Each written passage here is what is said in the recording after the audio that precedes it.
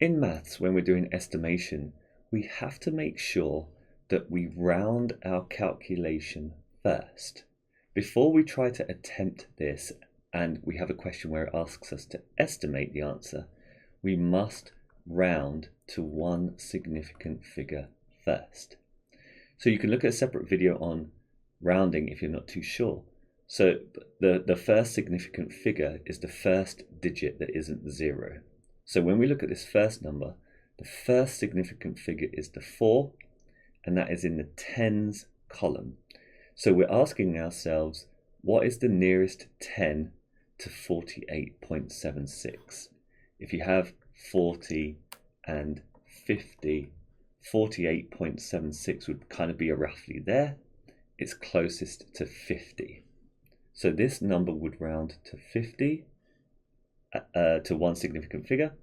And the second one, 4.91, the first significant figure is in the units column, or whole numbers. So we want to know what the nearest whole number to 4.91. 4.91 is roughly there, is closest to 5. So this calculation, 50 divided by 5, is 10, and that is the approximate answer or the estimation of the calculation. Okay, 50 divided by 5 is 10. If we do another one, let's say we've got 95.2 times 3.63. Okay, 95.2 to one significant figure. What is the nearest 10 to 95? And because it's 95.2, it's closest to the next 10 up, which in this case is 100. Okay, so 90, 100, 95.2 is just over halfway. Even if it was 95, it would still go up. So 95.2 is that little bit closer to 100.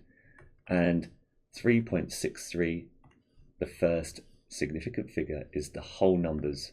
So 3, 4, 3.6 is closer to 4. So this calculation would be roughly 400. Now, when you do estimation, they sometimes ask us to say, like a part B, is your answer an over or under estimate? Okay, which essentially means, have you made your number bigger or smaller than the real thing? So let's have a look at this calculation. 95.2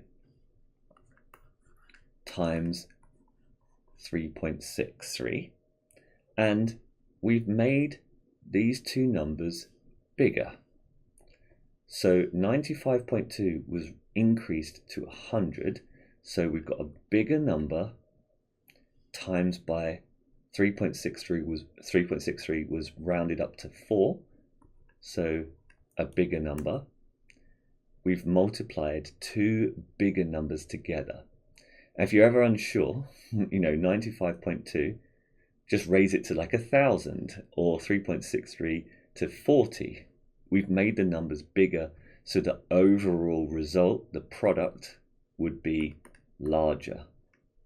Okay, so our 400 is bigger than the calculation, so it is an overestimate.